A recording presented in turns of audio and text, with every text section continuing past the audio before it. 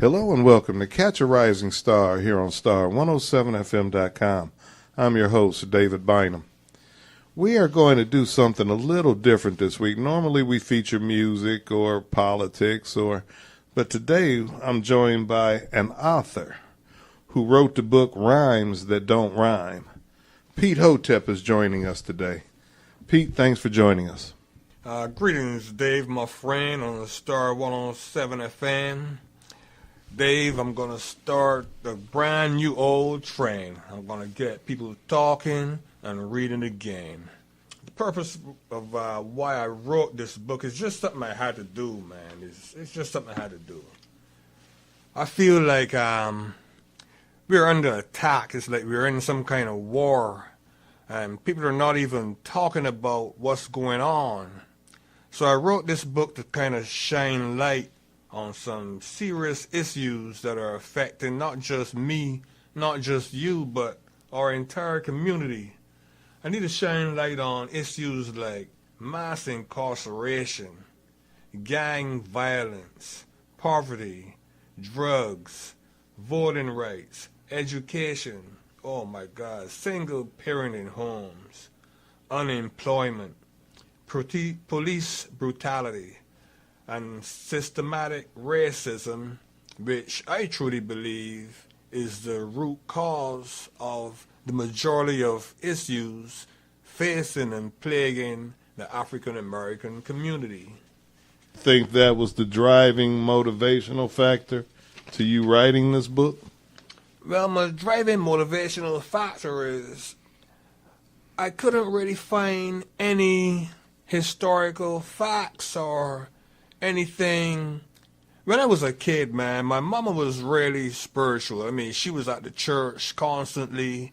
I came from a single parent home myself, and the weekends was entirely spent at church. I mean, I went to a church school.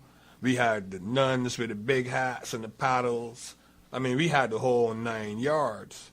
And throughout my entire school education at St. Gabriel's, I could never find anything supporting my African existence where I came from. Everything was, all the angels was white, everybody was white, you know, the folks teaching it was white. And the real climax was, back in those days, we had to go through what you call confirmation class to be able to partake in the ceremony where you get to do the blood and the wine and the little biscuit thing, you know, the confirmation, so you could partake in that. So I'm in confirmation class, and they instill in me, do not bow down to any graven images. God hates that the most out of everything. Don't bow down to any graven images. So then they march us down to the church that's in the middle of the school. And right in the middle of the church, as soon as you come through the door, there's this guy up on the cross, you know. And then we were doing this thing where it's called Stations of the Cross, or all these little statues at different points on the wall. And they got a little thing and a little shelf and a little plaque. And you're supposed to go to them and read this little stuff and bow down and recite this little stuff and then move on to the next station. So I got in there and I refused to bow down. So they yanked me out, man. They whooped my butt, called in my mom. I mean, it got to be a really big deal. And my thing was, well, you just told me not to bow down to any images, but no, you're giving me this image and telling me I got to bow to it. So something isn't right. So it made me want to ask questions.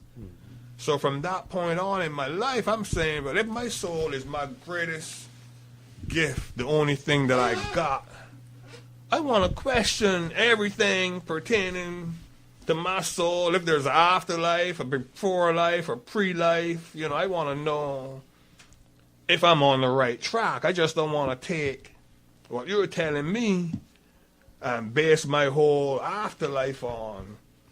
1 minute you're telling me don't bow down to this thing, the next minute you're telling me I gotta bow down to this thing or else I can't make it to the afterlife, you know. So I just started asking questions, man, and I would encourage everyone to question everything. If you want to buy a car, you ask questions. What year is it? How many miles? What kind of service? Where the Carfax? Show me this, show me that. Mm-hmm. But, you know, we put our kids in these schools. We don't question what kind of education they're being given. You know, we don't even ask them sometimes when they come home from school, what you learned today, son? What you learned today, girl? Mm-hmm. You know, Mm-hmm. we just accept stuff, you know. Question the ministers.